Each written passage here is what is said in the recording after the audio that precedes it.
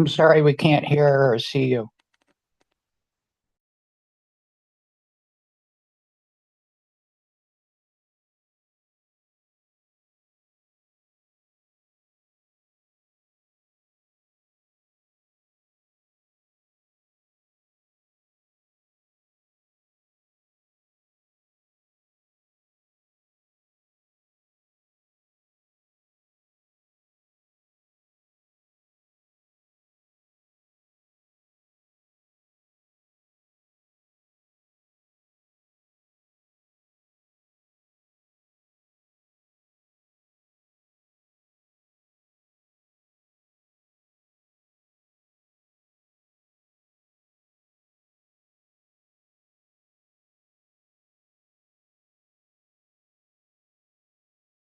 Recording in progress.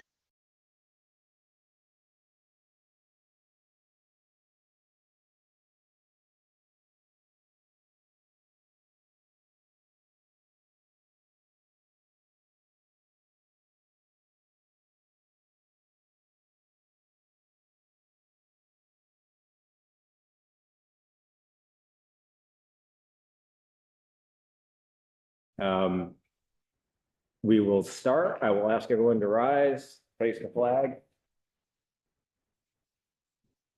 I pledge allegiance to the flag of the United States of America, and to the republic which stands one nation, proud, indivisible, liberty and justice for all.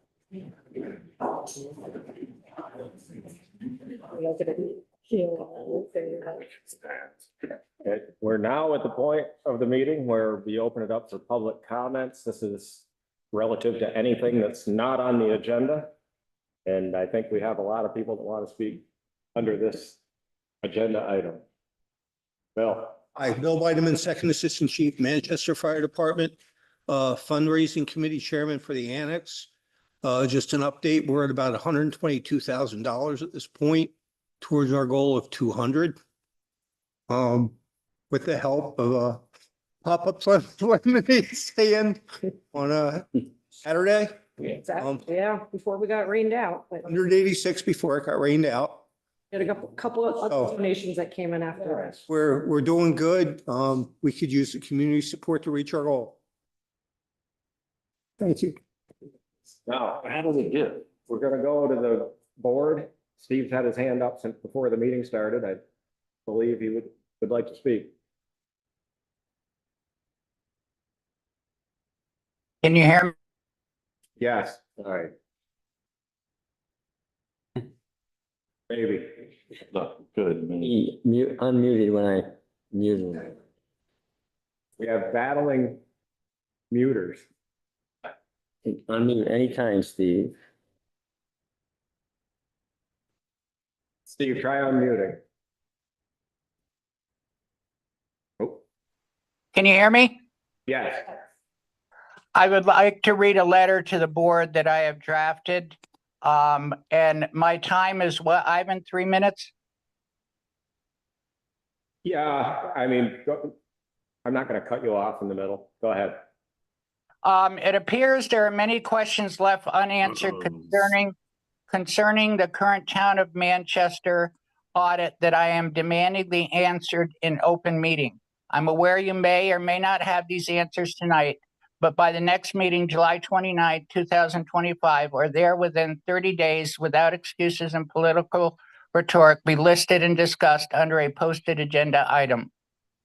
It certainly is just not me who is looking for true factual information in this matter, currently solutions and moving forward. There should be nobody or anything to hide, and there being transparency, trust, and honesty with this information. While I was a member of the select board, I was reprimanded for questions. I asked for financial accountability and possible issues then, and continued to question after my tenure without response. This is in truly due respect and not finger pointing. Questions. 1, please define materialistic. 2, why does proclivity appear secret? 3, who are you covering up for? 4, how much money does the balance sheet appear to be in question? 5, How did this happen? Identify the problem. 6, itemize solution procedurally to the problem, documented and reviewed quarterly by the board in town finance presentation, including dockets previously requested in accounts payable. 7, include auditor's legal recommendations. 8, the reasoning being given in the past that the audit is not complete for town meeting is that we have had to move figures around, an excuse.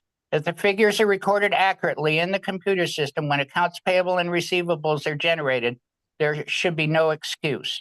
Currently, the information for the upcoming audit should be given to the auditor, being done no more than 1 month after the town of Manchester closes its books.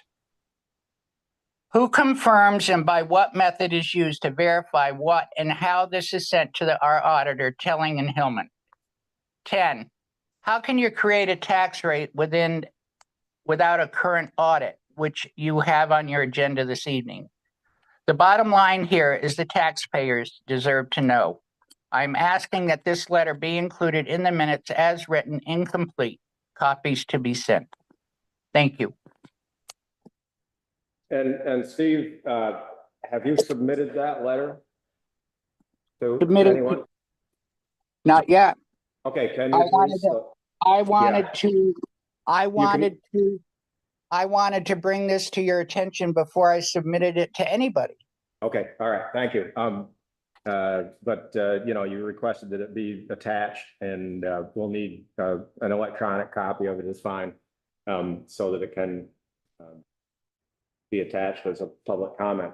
There was a long list. Some of that was addressed at our last meeting. The magnitude of the discrepancy, there was a number attached to that. It was percentage, I believe. It was considered nominal. Yeah, it was considered a nominal amount. I don't have an answer to that, but we kept talking about a material magnitude, and we can try to get a clearer definition of that for you. It was dealt with by the auditors and management according to normal accounting procedures. So to say that it's outstanding is not true, as far as I know. As far as the timing of the audit relative to when we close our books, it's becoming more and more difficult to find firms that will audit town and municipal budgets. We've had to go pretty far outside of our region to try to find somebody that actually provides this service, and the number is shrinking. I won't say nobody, fewer people are going to college saying, oh boy, I want to be a municipal auditor, or auditors in general. So it's a lot of the timing for the audit is based on the schedule of the people doing the audit, not the town itself. The town has the numbers, and at the end of that process, and we have to wait for the auditors to come in and do it.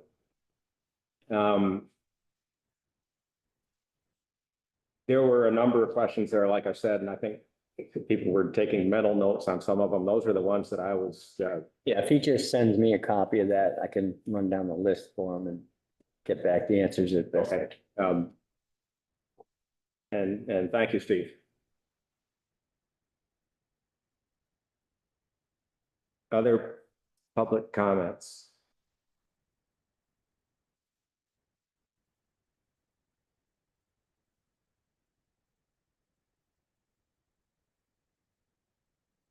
Welcome, Joe. Name's Joe Charbonneau. I live at 374 Green Mountain Road. I'd like to address tonight a proposed development that's being looked at to go across the road called Black Acre. There's some good things with it.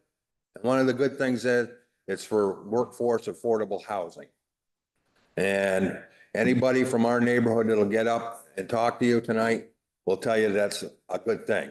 But the way the law reads, or the regulation, as it were, only 20% of the units, and there's a total of 43 units over on this development, only 20%, which is like 8.5 units, have to be devoted to that to get, to be considered in the downtown, with the downtown corridor, the housing, a half mile away. So I do have 4 concerns with this. The first concern is water, floods. I think everybody realizes it's a hotbed down there. We go every other year. Fortunately, that would mean we're due this year. So hopefully not.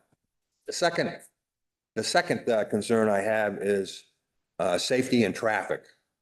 I mean, with 43 units, it's going to increase the traffic on Richville Road considerably. And that's not a good thing.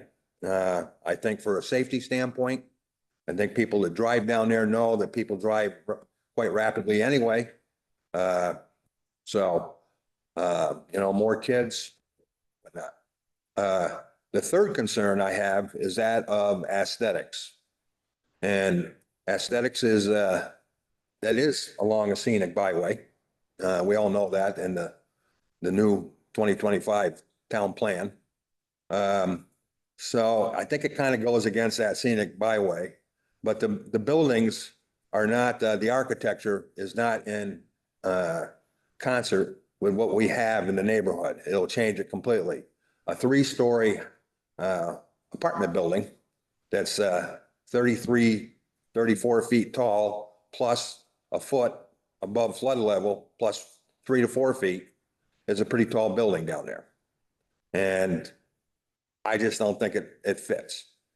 So I know this body doesn't have a decision over it, but I think because the town has a vested interest in our neighborhood, they always have had some. They have a little bit more now that we've been in here pleading for you to take the road over and the sewer and the water. And now we got that. We just want to protect your investment too.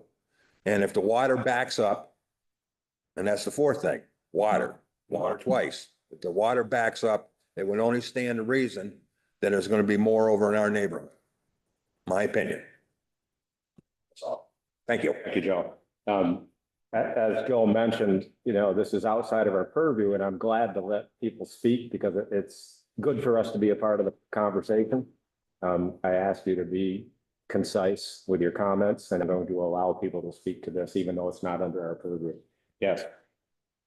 Hopefully this will be within your purview. Okay. My comments. My name is Ed Gottgart. I reside at 125 Valley Pass, where we are abutters to the property being considered for this project.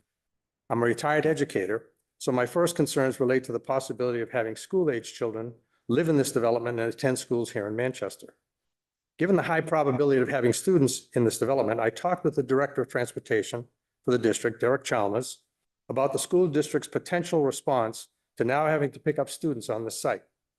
Currently, there are 2 bus stops on Richville Road, one for elementary students at Torrey Knoll, and the other for Burn Burton High School students on the corner of East Manchester Road. The elementary bus picks up its students on the east side of Richville Road, where there are sidewalks, and the high school bus, the BVA bus, also picks up its students on the east side of Richville Road. In the afternoon, when students are brought back home, the buses are also discharged their students at the same bus stops along Richville Road, for a total of 4 bus stops each day on Richville Road, 2 in the morning between 7:30 and 8, and 2 in the afternoon between 2:30 and 3. If there are students in the development who need transportation to their school, the district practice is to have school bus stops as close to their residence as possible.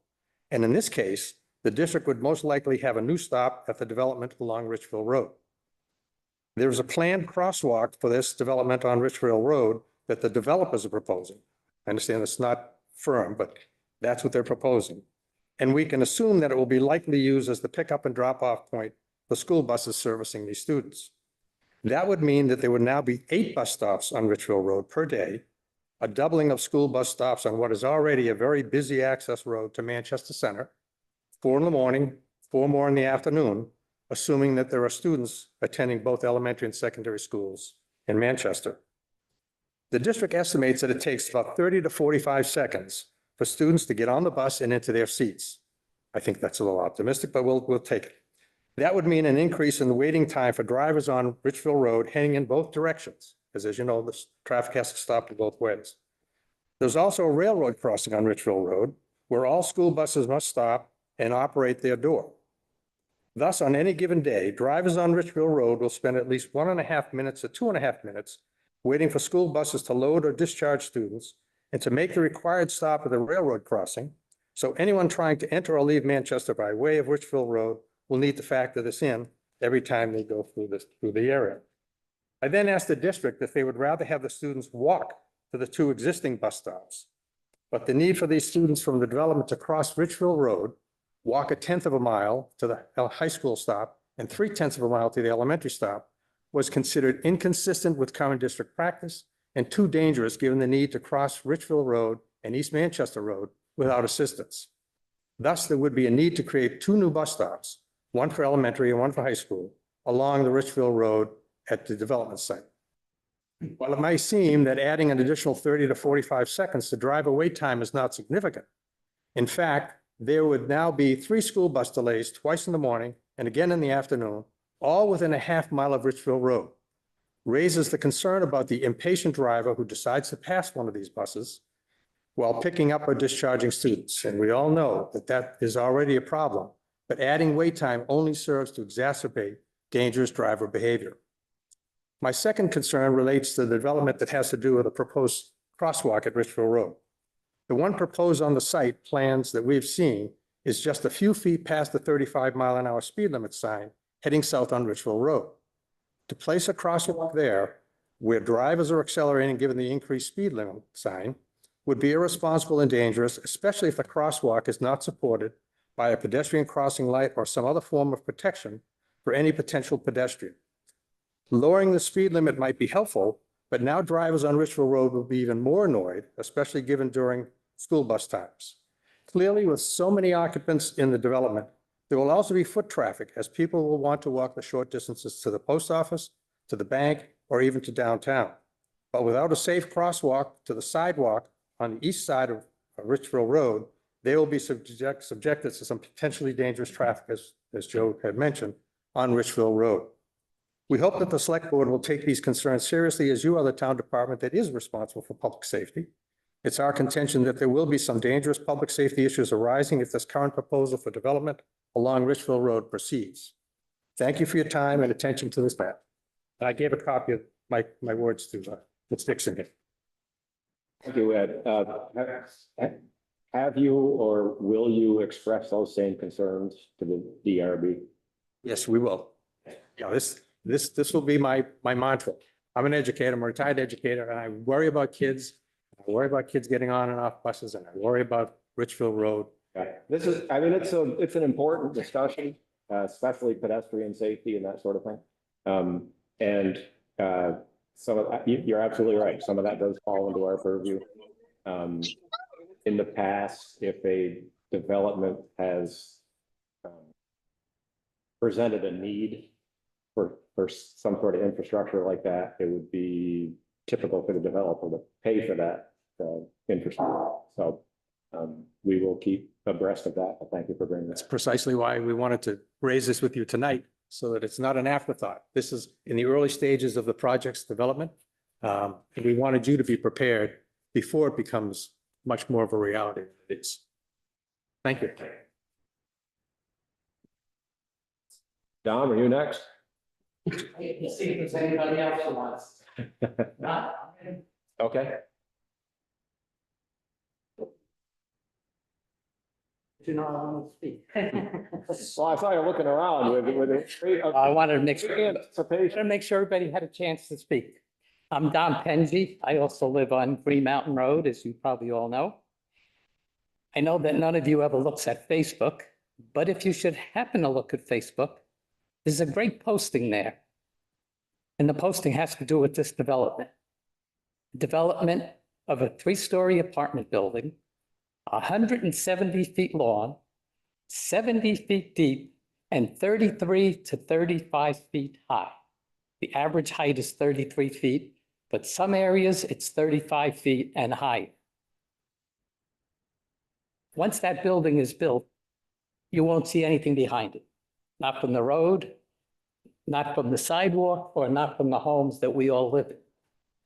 But if you check the website, not the website, excuse me, that Facebook page, it was put up about a week ago by one of our residents, and it just gives, it's very easy asking people to make comments however they want. He was very good about it. And as of today, there are approximately 100 comments about the development. Out of 100, approximately one thinks it might be a good idea. We have comments from Sunderland, of course, from Manchester, Arlington, Londonderry, Jamaica, all concerned because they know the road and they know what it's going to do. It'd be worthwhile looking at it just to see. There's some great photos there you might enjoy as well. As Joe mentioned about the scenic byway, and also the issue that Ed brought up on the safety and busing, the Development Review Board says they don't have to take that into consideration. That's not part of their permit process. The only thing they're looking at right now are the items that are on the checklist, the height limit, because that is one of the items that they're asking a waiver for. But there are at least 4 other items, which I can itemize all for you and tell you what pages that are on in the town plan, brand new one, that they're going completely against. Besides the scenic byway, there's areas about development in rural areas. There are a number of them. And the only one who's going to consider that is the select board. Development Review Board says that's not part of their guidelines. They don't need to look at that or consider any of that, which is not right. So we wanted to make I'll sure. respond to that while we're right Sure. out on that subject.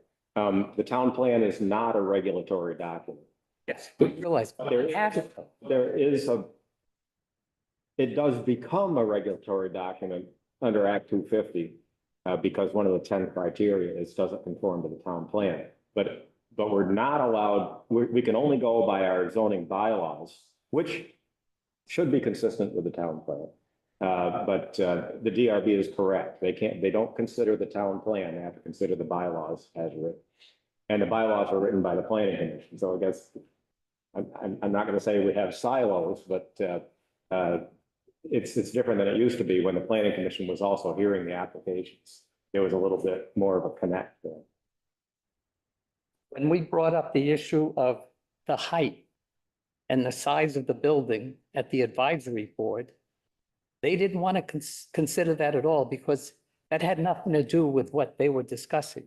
However, they were discussing the appearance, the aesthetics of the project, and how could the size of the building not affect that? And they finally decided, well, maybe we should consider the size. And we had them map out the size of the building on the plot so you can see it. But that's about all of the items that we brought up that they were willing to discuss. And this color of the siding. There was a piece of equipment over there that they ran up to the height of what the building's going to be. Was that helpful at all in trying to establish what the? Yeah, it helped. It helped to show us that we're never going to see the top of Equinox again. And it's going to block the whole view as you're going down Richfield Road, 170 feet's worth. That helped that way, yes. I don't want to take too much time, more time, but I would suggest that you look at some of the comments because they're not all from people who live there. They're from residents from other towns who are also concerned. I'm going to end with just one comment. I'm not sure how you're going to take this, Ivan. However, I'm going to quote you. When you took over the road and you paved it, you did a great job. We were thrilled. The kids love it. And you mentioned that in one of your select board meetings about how great middle-class community, working-class families, kids playing in the road. And one of the things you brought up, though, you said, however, if Mr. Hayes were to propose that development today, we would turn it down. Do you remember that? You do. Are we going to make any effort to pass that on? That's it. Thank you. You're done. Any other public comments?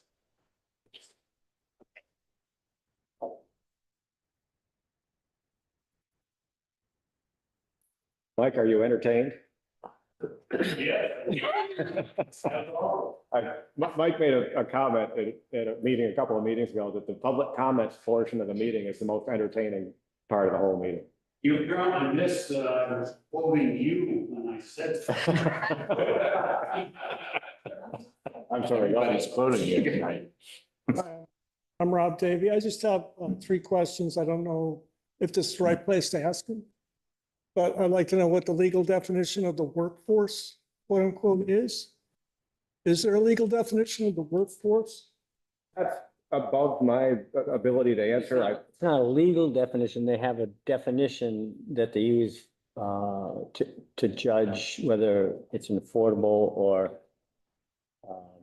what we call workforce housing. So there's two definitions of affordability. Affordability lowercase a, meaning like not subsidized housing, means that it's 30% or less of your income. That's affordability. That's a lowercase a affordable. Uppercase a affordability, meaning you qualify for some sort of subsidies from whatever entity, means that you need to be 80% or lower of the average median income.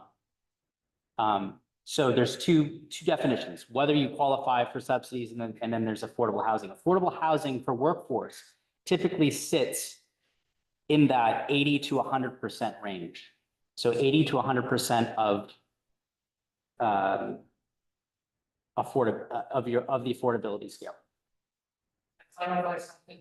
If you look at their permit, it's not called workforce housing, it's called affordable housing. So all it is the term workforce because affordable housing has bad connotation and you wouldn't be able to charge the highest rate on the level.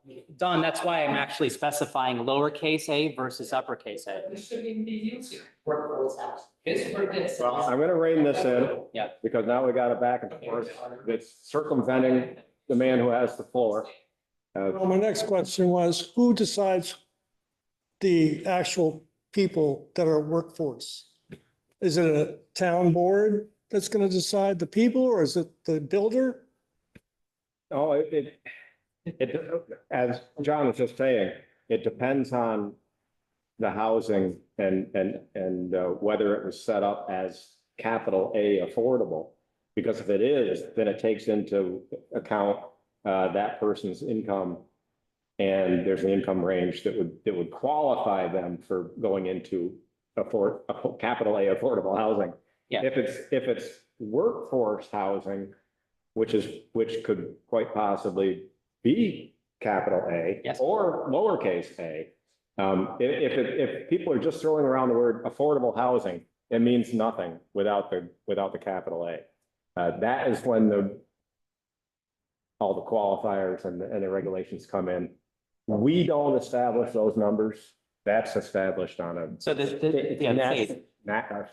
And statewide, right? So the other one thing to keep in mind is that when the definition of workforce housing is identifying groups of people that need housing that cannot afford to live here and work in as a nurse or a teacher or even working in retail or, RK Miles is a great example. The homes which he built on his property were workforce housing.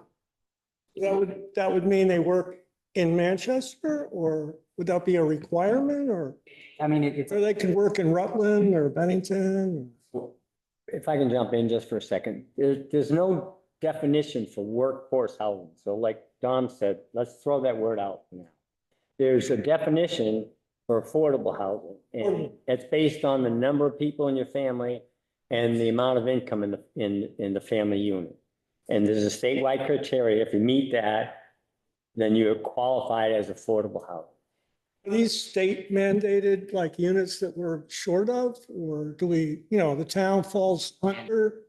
Like we don't have enough units or something like that? Well, I mean, What is this gonna come, thing about it's gonna affordability? come into the developer. The developer, it's to his benefit, any developer's benefit, to put a certain number of affordable housing units available. How's it to his benefit? That's what I'd like to know. They either get tax credits or they get, they're eligible for grants, things like that. They get grants and tax breaks, They could if they, and they also get waivers on, where they're gonna build, in other words. It suspends preconceived codes, or like you can build these in a floodplain? the state's encouraging building of affordable housing units, and when a developer comes to the state through the Act 250 process, they usually meet certain requirements, and some requirements are eased. In this particular development plan, I don't believe he has to go through Act 250. So in other words, they can build these in a floodplain. They get tax incentives or grants to build them if they claim they have affordable housing. They have 20% or less units that are going to be affordable housing, right? Am I getting that right? With the 20% available, yes. According to what he said? And, So if I could just comment on that, on the floodplain issue, yeah, that's still up in the air. The state has, and this is just very recent, the state has made, he has an interest in these units being built.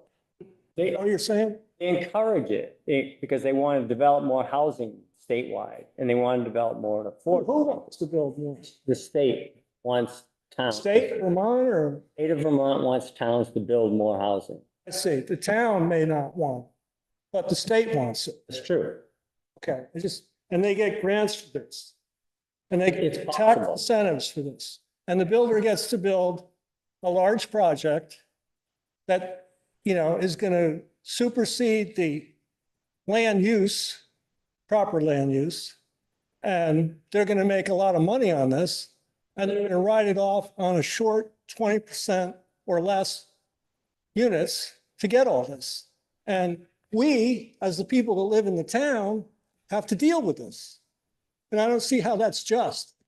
That's what I'm looking at. I don't see how it's I'm just. just trying to explain how it works, that's all. Yeah, The no. DRB is the one that's gonna make the decision for the town, basically, and how that.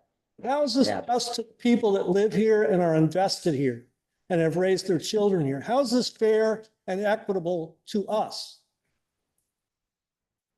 I don't have an answer for you. It doesn't matter, right? But Is that the gist of it? It doesn't matter? We don't matter. I want to step in because I don't want to step on any landmines here, but what I want to say is that there are certain entities along the way that have to make decisions, okay?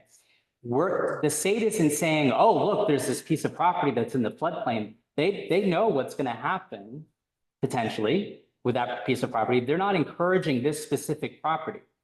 The state over the past 2 decades or longer has been putting together study after study after study of how many people, how much housing is needed to maintain the loss of housing that it is not of enough quality, the lack of affordable lowercase a housing that people can afford without paying more than 30% of their income, and seeing how people are staying in certain types of homes longer. Like, for instance, there are many homes that have 7 bedrooms and they have 1 person living in the house, where, 20 years ago, 30 years ago, that might have changed a little bit. The point is that the state has looked at this from every angle and come up with figures to determine what the perceived need is over the next 6 years. And we can debate that for hours, but the number that was provided for the town of Manchester in the last housing needs assessment was 200 units of housing over 6 years. 200 units of housing. Yes. We need. Yes. Who? for the staff that can't, I mean, we have someone in, first of all, we have, how many members of our police department live in Manchester? I don't have that number, but It's like one. right? We have, I mean, how many? 15% of our teachers at MEMS live in Manchester. I went to MEMS. I live, by the way, I grew up right around the corner from your development, right? My house is 3522 Richville Road. So I got on the bus on Richville Road every single day, twice a day, and I crossed the road and I rode the bus from one end of Richville to the other end. I was one of the last people to drop off, and there were 10 stops on Richville Road. Okay, put that aside. We have a need, we have people in here almost on a weekly basis talking about traffic coming in from different, coming on Bonnet Street or coming down 7A. The reason why we have these traffic issues is because we have so many people living outside of Manchester to work here. And I know you've talked about how Manchester is a place for people to come and work. It's a place of commerce. But increasingly, the people who work in our retail stores, in our grocery stores, in our doctor's offices, in our schools, are living further and further and further and further away from Manchester. And what do they have to do? They have to commute in. We're back to the workforce thing again. That's only 20% of the units that are being built for them. That's telling us we have to have for them. I mean, that's not a number that we have any control over. No. And that's all done on the state level. We have no control over this. No control anymore. They have control over us. We live in a, Municipality can't do anything unless the state allows it to do that. oh, We have no autonomy. state, we now are all the servants of the state. Is that what you're trying to tell me? That is the state. We are creatures of the state. I just want to know one thing. Has anybody on this board ever had their house go underwater while you're living in it? I have. I've had 5 feet of water go through my house. I've had my kids evacuated at the roof of a house by this National Guard unit. Do you know what that's like? So you're going to build these things in a floodplain. We're not building them. Oh, that's all I want to say. Great.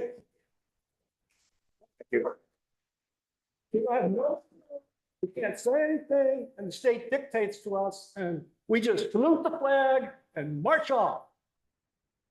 Is that it? I know you're frustrated. Son of a bitch, that's what I got to say. Plain and simple. I thought this was America. I thought we had some rights. But apparently we don't. We do, and you have more rights to complain than we do as a board. When we get elected to the board of the select board, Yeah. we have to sign a document that says we pledge allegiance to the state of Vermont and will do nothing to try to usurp their control over us. We have to sign that document. It was us, the people. You don't have to sign that document, so your comments are You know what I mean? It's we the people. allowed. We the people. Yeah, We want well- to create a more perfect union. Which it seems like that's gone. You just told us you have no say. We have say through our ordinances and we have good people on our boards that apply those ordinances. When those ordinances are written, you can't possibly imagine what might come in as an application. Sometimes those ordinances fall short, but we can't change the ordinance midstream. When an application comes in, we have to apply that application through the ordinance to make sure that it conforms. And that's what the process will be with the DRB. They're good people. They're doing a good job. You're all good people. You're all good people. You're working hard. You're both. I appreciate that and I understand that. But it seems very selective. Here, these guys want to put something in a floodplain, which obviously shouldn't be done. I mean, it doesn't take it, you can either fill the land in, then where does that water go when it floods? It goes somewhere else. And unfortunately, the flood issue is all state and federal guidelines. We don't have any say over the floodplain. That's all state and federal. So. Gonna go somewhere. And I guess it's in the sewer system, water system. We have a lengthy agenda ahead of us, and these are not on the agenda, so I said I would allow people to speak. We need to keep it a little bit shorter. Yes. And there's a microphone for the people that are on Zoom on the podium. That's why we asked. My name is Gail Colgan, and I think there's a lot of confusion about who can actually help us with the problem that we perceive to be. And as you mentioned, I think there are silos. If the boards don't communicate with each other, whatever your rules are, that's a problem in the town. And people don't feel like they have people that they can go to get answers. My concern, I've been flooded 3 times. When you put this huge building on this land that has been previously flooded, you put this building, the water doesn't have any place to go where that building is, even though he says that he is going to have some sort of mitigation, that water still has to go somewhere. And I appreciate that you guys have finally blacktopped our road, but then again, that leads another issue to flooding because the ground now isn't, the water cannot be absorbed through the blacktop. So it runs off the blacktop and it runs into the houses. Currently, whether you know it or not, the old Huckle House, he has signed an agreement with FEMA and that's going to be sold. That will be turned over to the town. Nothing will be built on it. Mark Roberts is signing and also Zufali is signing. So you have all those areas that are signing and will be given to the town, but you won't be able to do anything with it. So that increases the floodplain because those are FEMA has indicated those are flood areas. Now FEMA is very, very weird when they're doing flood maps. Where I live, I'm in the flood. My next door neighbor, only half their house is in the flood and we were equally flooded. So it's very bizarre how those maps are written. Anyway, I think the confusion is that we just don't know where to turn to. It is a huge building. I have to say that Ray Nevin called it an ugly Marriott, which it's brown, it's big, so anyway, that's my. Ray Nevin is on the design review board and they should be considering the aesthetics, yes. You should be able to get answers to your questions somewhere in the system. It may not be the answer that you're looking for. That's just life. But please ask the questions. If you're not getting an answer, then we need to respond to that. If you're simply getting an answer that you don't like, that means that the question was asked and answered, and unfortunately, you don't like. I'll leave it at that because we have to move on into our agenda. But is there any other public comments, discussion? Okay. I thank you for all those comments, and it's good to have that discussion here because we need to know what's going on. Thank you very much. We'll move into our regular agenda. The first item is to approve the minutes from July 1st. I'll make a motion, Mr. Chairman, to approve the minutes from July 1st. There was just a typo in there, Kate, but you fixed it? Okay. And plus they were minutes, not moon nights. Who said, oh, that's. It was on Moon Knights. it. It's all Mike. I didn't see Moon Knights. It doesn't pertain to the document itself. I have a motion in a second. All in favor, say aye. Aye. Aye. Aye. One abstention. And one abstention. All right, we have a liquor license request. Yes, it's not a It's renewal, not a renewal. not technically a renewal. It's It's an establishment that, a renewal for that location. So Marabito Holding, doing business as Marabito number 139, has applied for a second-class liquor license, tobacco license, and tobacco substitute license But this should be, if approved tonight, should be contingent upon the real estate closing, and that's scheduled for tomorrow or the next day. And their request is consistent with what's been there in the past. Same thing, yeah.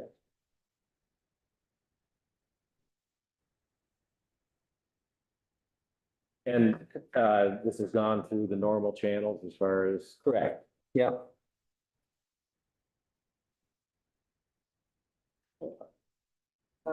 I'd like to make a motion to approve the liquor license renewal for Maravito Holdings, Contingent on the real estate closing. contingent on the real estate closing. Second. I think Heidi got it. Heidi got it. You beat me. All in favor, say aye. Aye. Aye, that's 5-0. All right. Good news. They should have all stayed for this. Sometimes this is a tough one, but we're gonna, this is a simple mathematical exercise where we're gonna set the fiscal year 2026 tax rate. That's correct. And Mike is actually zoomed in too from his location.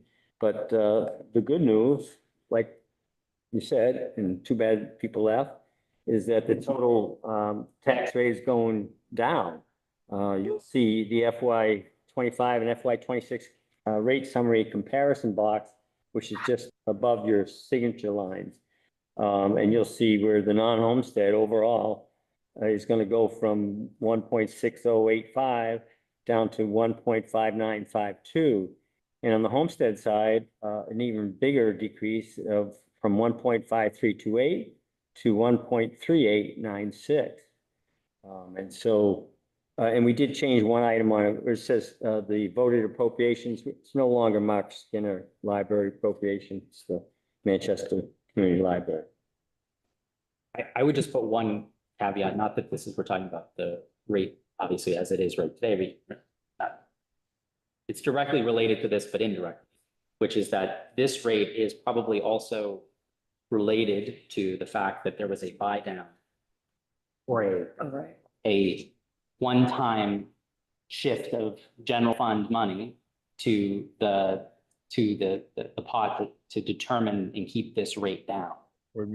So the question and or concern is what does that mean for next year? So, I mean, it is what it is, but you know, this may be a one-time, we may see this number go back to where it was next year. Especially if something hasn't changed with the funding structure. Right, I mean, certainly the hope is that, the hope in Montpelier is that they will come up with some sort of funding. That is the hope. Not on a more permanent level, but this is to get us there. We may not like what happens in Montpelier either. Well, we were lucky because the education tax rate came down, but Mike, do you want to comment? Jonathan, are you talking about the $175,000 we put in to the budget of unassigned funds to bring the tax rate down for the, is that what you're talking about? No, I'm actually talking about at a grander scale, the state did the same thing. You're talking about statewide then? Mhm. Okay. Yeah. That's on the So- education fund. He's talking about the Education portion, which obviously is where most of this was, this adjustment actually occurred. So if they hadn't done that, it would have, A social worker found him. it's creating sort of a one-time lowering. The question is whether or not they'll be able to sustain that with education, funding changes. And I mean, right now we'd be talking about 27 anyway, which I guess this is 26, so yeah. So no, I'm not talking about our 175. I'm talking about the much larger amount that was moved at the state level.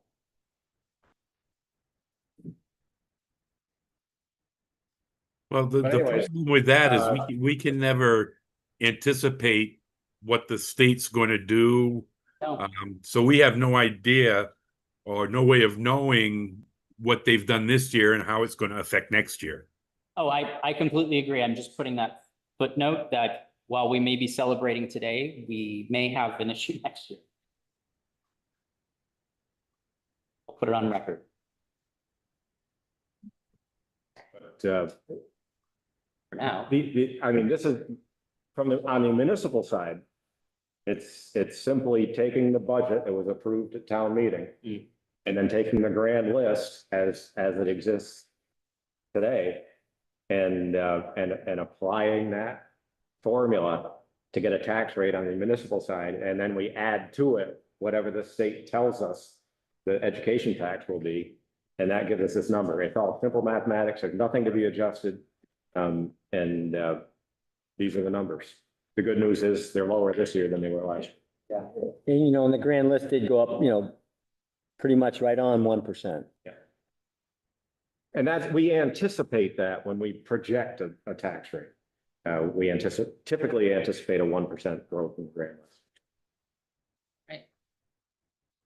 I move to approve the tax rate for 2026. Heidi got the second. She's on it. You gotta be quick around here. All in favor, say aye. Aye. Aye, that's 5-0. Do you have a clean document that you want us to sign? Right here, yeah.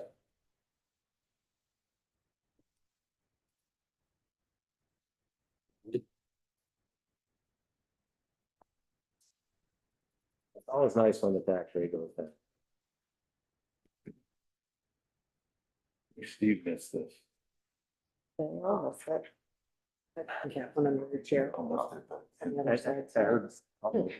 you. His name too many times.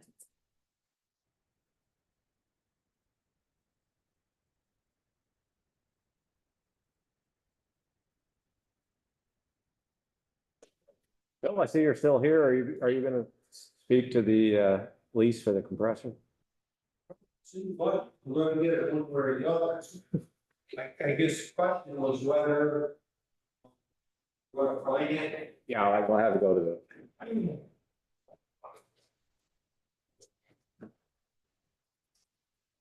So the SCBA air compressor to fill our self-contained breathing apparatus is in the budget.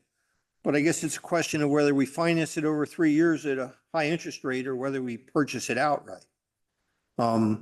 Either way, pretty sure you're going to approve it happening.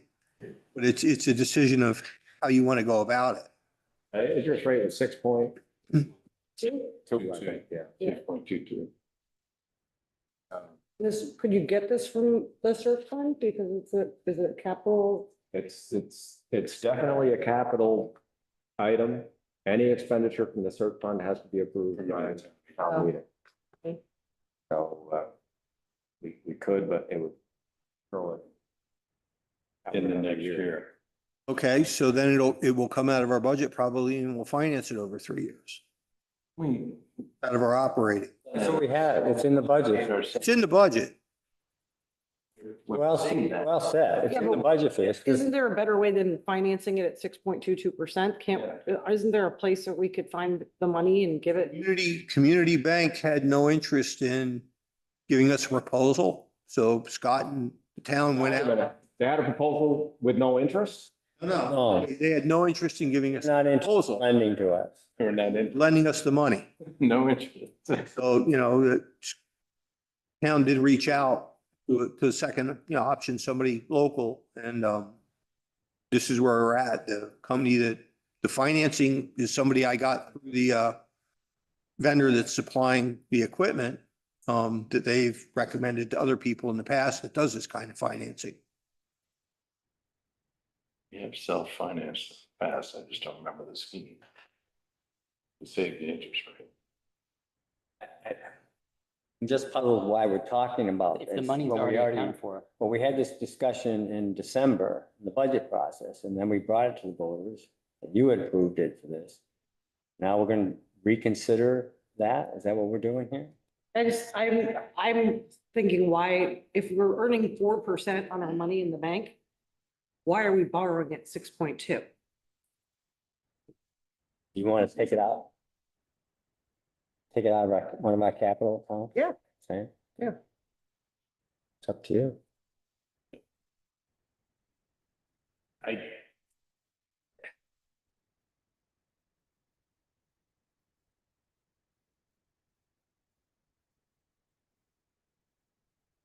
Captain. What I'm doing is I'm inventorying all of our capital accounts. I didn't bring it Just up. start the equipment, fire department equipment fund. Was that this last? It's So the equipment going in. reserve fund is for apparatus and we're expecting engine two to be replaced next year. And at this point, we will not have enough money in that fund to pay for that apparatus when it arrives. So we're already in a deficit there. Yeah, I know this was approved in the context of the. Right, and it's in the operating budget and we understand that. It is what it is. If it comes out of the budget, that's fine. It's not fine, but it is what it is. We put it though. On the revenue side, did we put it in? I thought we just. Said we were gonna pay for it. We weren't going to finance it or anything like that. I don't remember a lease or anything like that. We put it in as a lease expense. Oh, we did? Lease expense for 13. Thought it was. Per year. 13,000, a little over 13,000. And it's paid for through the general fund, through taxes. Right. So this payment's gonna be a little more than that, 13, 15 something. But it's in the ballpark. It won't be substantial, but it will come out of our operating. And I just don't understand if we have capital equipment reserve funds or other reserve funds, this is why we should have them, so that we can pay for things and not finance them at 6.22%. The trouble with the fire equipment reserve fund is that is all anticipated to go toward purchases of larger items, trucks. Right. It's been apparatus in the past, and in the past, the town has taken money from The apparatus. our equipment reserve for apparatus to buy air packs, cylinders, which I just spent almost $20,000 on for cylinders that need to be replaced that got omitted from the budget last year. So now we're down that much already right off the bat with the new budget out of our operating. It is what it is.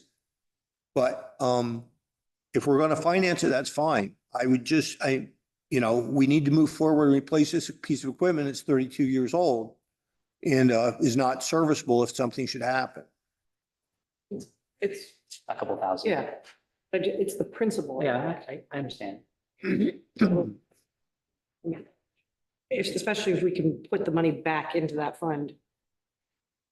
I mean, like borrow against it again. And then- Yeah. So instead of having a 3-year payment to community leasing, we have a 3-year payment to the fire capital. Right. At no interest. I mean, I think that's how we did it before. Yeah, Do you remember? fire truck or something. It was a dump truck. Dump truck. It was Still paying on that. Fire Yeah. truck last time. This is the last year for a payment that we have. We have a community bank loan too.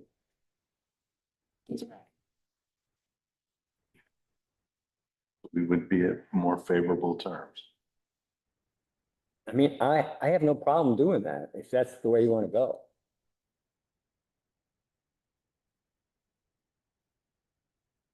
We're fiscally prudent.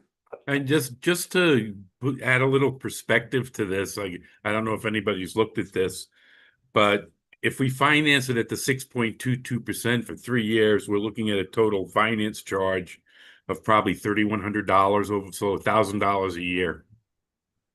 I mean, I know it's not terrible, but it's also just not necessary. I mean, if you saw $3,100 on. It's money out of our operating budget that we're already in the deficit. We're in a hole already going into this year. That's another $1,000 we could spend on other things we need.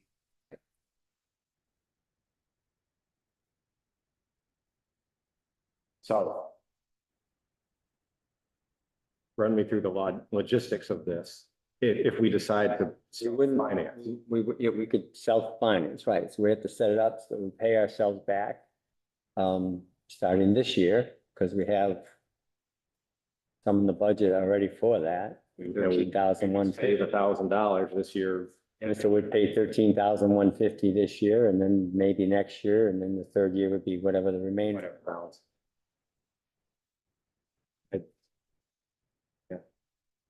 Unless there's something that comes up in the next 3 years that they want, that we Then it have would to be, finance through but the we, capital. that's why we're trying to boost those reserve funds anyway. I mean, that, just so we don't have to always have it be a scramble. That's fine. When we talk about these in the budget process, this is when we should talk about this finance. Yeah. Well, this year, thankfully, the vice chair has agreed to sit with us to go through our fire department budget. So it's presented in such a way that it makes sense to the select board. in the town. And things don't get omitted. So we're very excited about that. Looking forward to it. When Wink says you want to.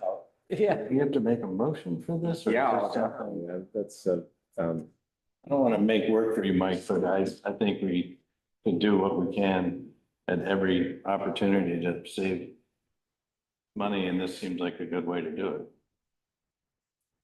I don't know if that was a motion. That wasn't a motion.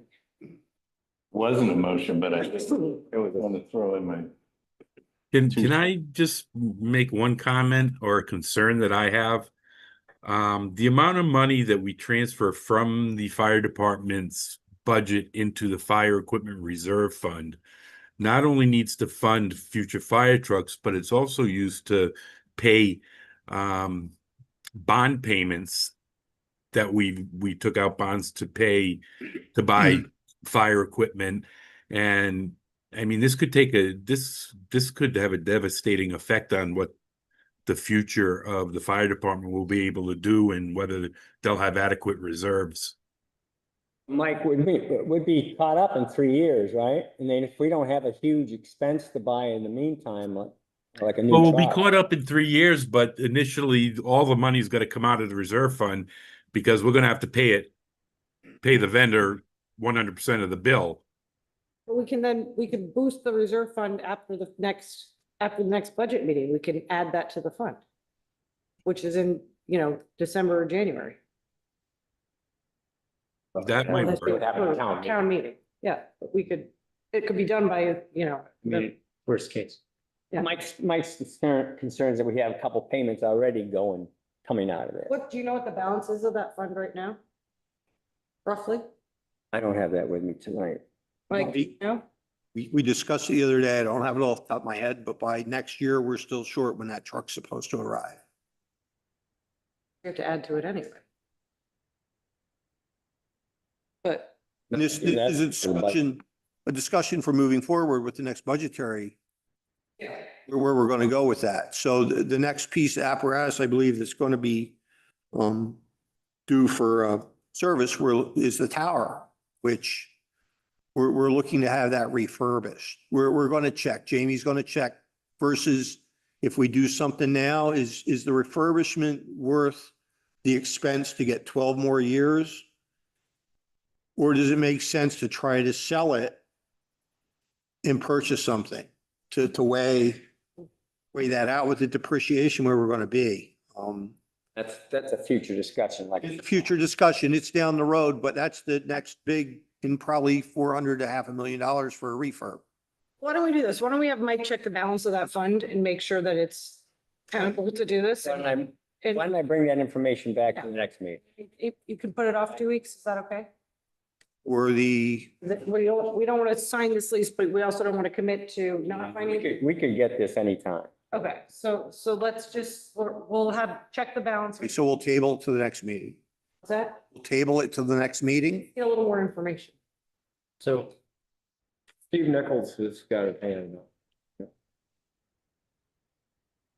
What seems to be being discussed is that the fire department is short. Well, why are they short?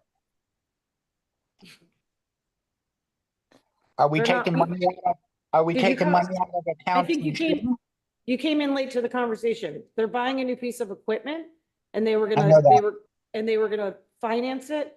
And we were Yeah. talking about, rather than financing it at 6.22%, why don't we just draw it down and pay ourselves back at 0%?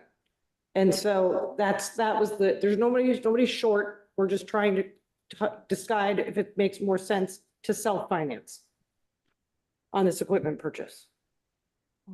Okay. Thank you, Heidi. Over the term of the lease agreement, which is 3 years, it would save us over $3,000 by self-financing. If the reserve fund isn't able to accommodate that, then we would go with the lease agreement, pay the extra. It will. It will. But Mike's concern is we can't keep going to this well without building the well up. And it's the same thing as what the fire chiefs want too. So Yeah. I think we're all going the same direction. Then should we make a motion? No. Because you want information before you make the decision, don't you? You want to know what the balance is and what payments we're making? Yeah. Okay, so let me bring that back to the Okay. table next time. Sounds good. Thank you. Thanks. Thank you for your time and consideration. Thank you, Bill. Thanks, Bill. Look at that. We're down to town manager updates already. Yeah, Greg had suggested, and it's a good suggestion, that we get some cameras at the Riverwalk Bridge. And so we've looked into pulling the cameras out of the county courthouse and using them over there. So we're working with Mark Gila to do that. As we really have those cameras, county courthouse, we really don't have a need for. And I think we do have a need down at the Riverwalk Bridge now that it's more active and it connects to downtown, it has our green, and so we're looking at to do that. Before you move on, we have a hand up.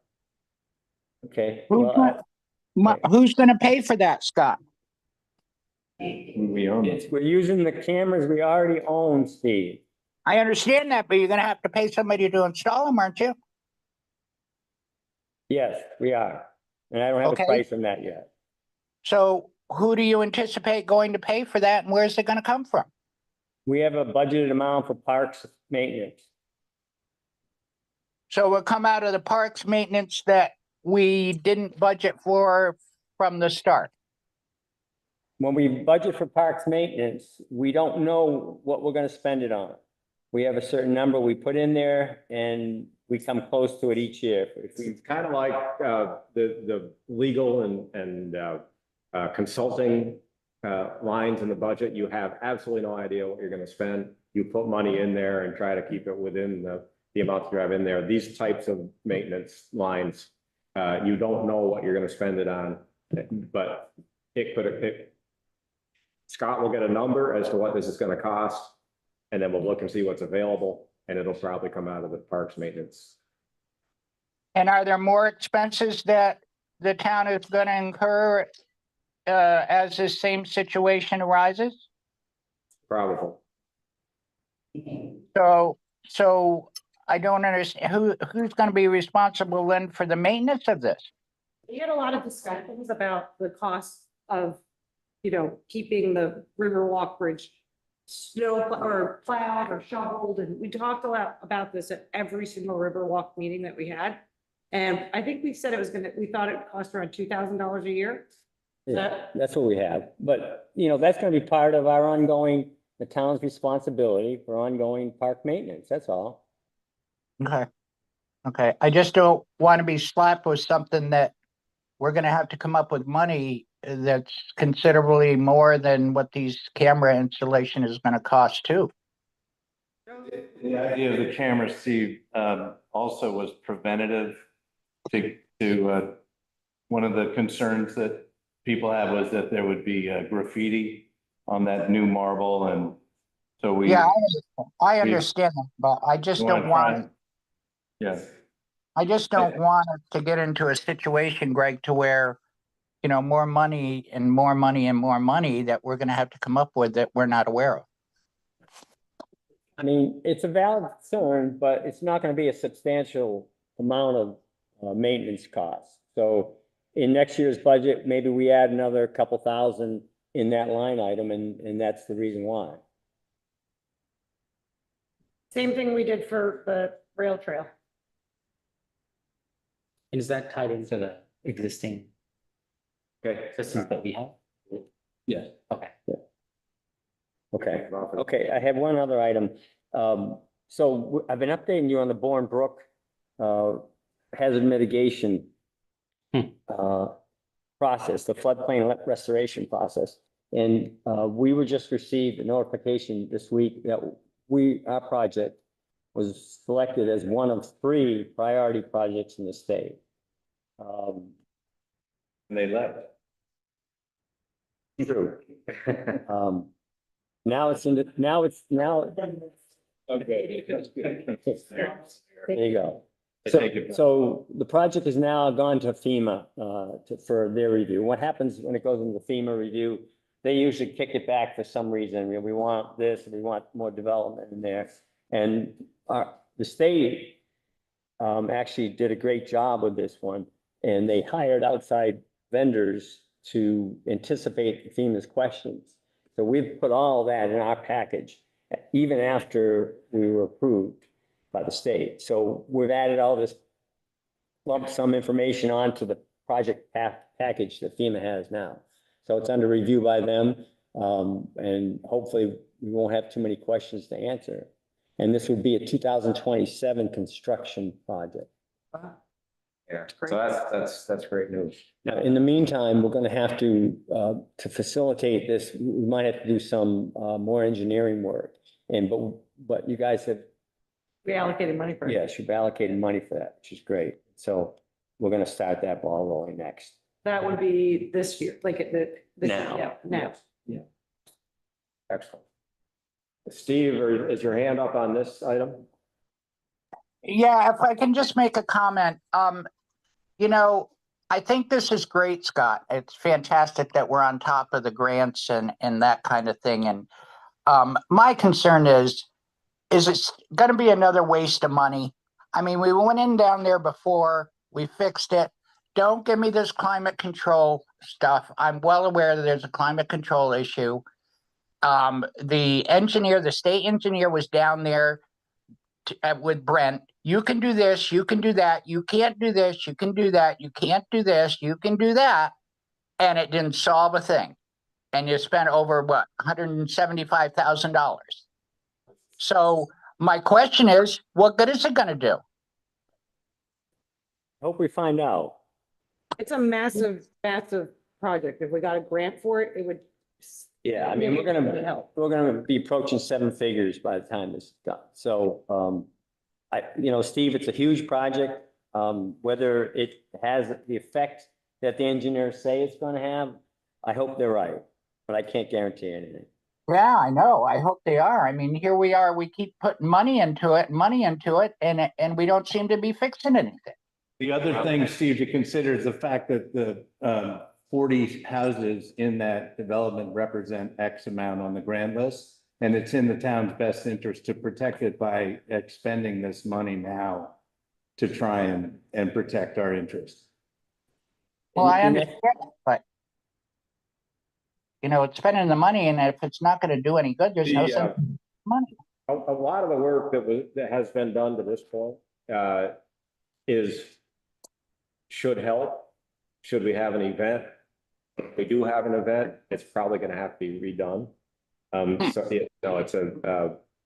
It's always a moving target, and rivers and byways have a way of changing over time, and it's very difficult to contain that.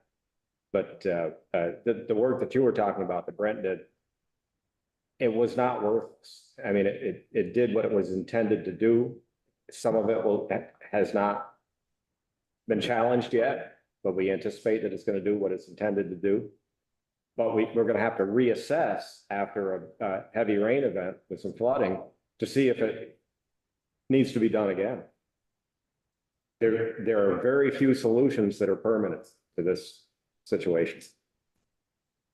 We also have more area if those three buyouts. That's true. And if I can comment I on, mentioned that earlier. so the Huckle and Roberts properties are in the buyout process. The Sufali property is not, as far as I'm aware. But I think what a lot of the engineers' work was around was creating more areas for the water to go. That's what this is. So that's gonna, yeah, Recreating the natural flood. it's gonna be, that's gonna really help. And so if you look at all the studies that he did and that how everything kind of got diverted and created this kind of artificial funneling Funnel, yeah. of those waters, this should really, really help. So I think it's great. Yeah. Good work on that grant, right? Yeah. I mean, what it all boils down to is greater storage capacity. It can come down through over a longer period of time. It gets spread over a longer period of time and not. Slow the velocity. Yeah, that's what it's.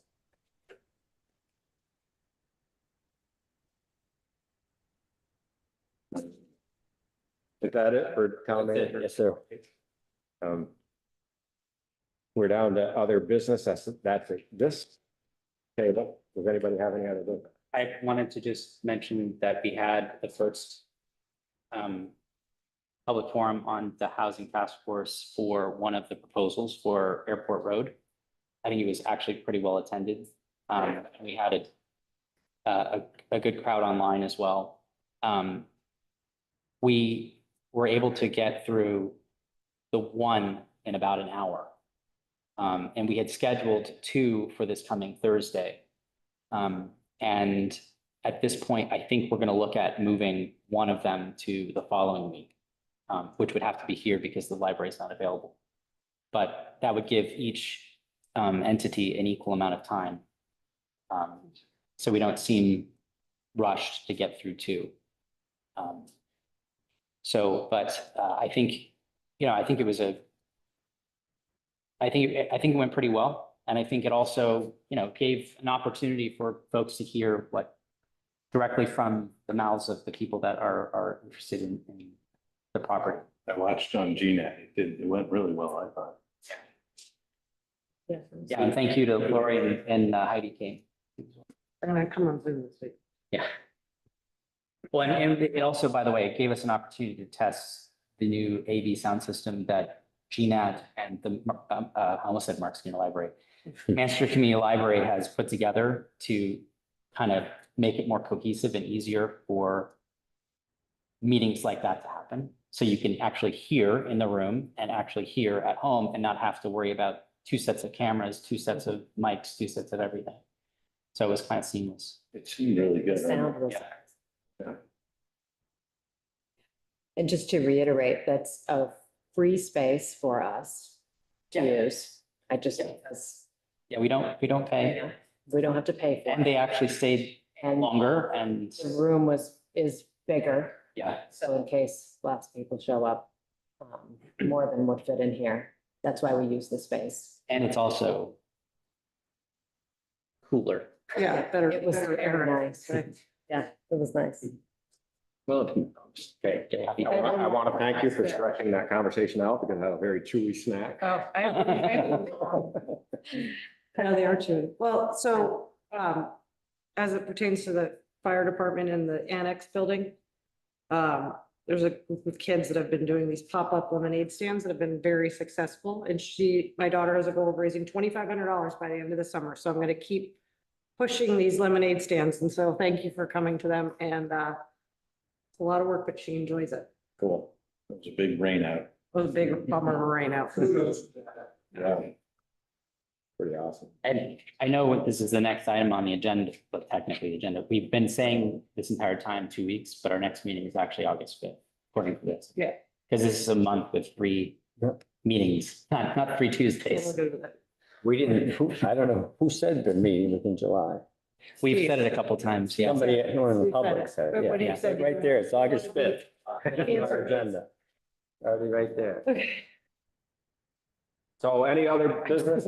I'd just like to also thank Katie and the team here for putting together another great street fest. Yeah. We had a very busy week. It was a busy week of activities. Right. Do we have any need for an executive session? The next meeting is August 5th.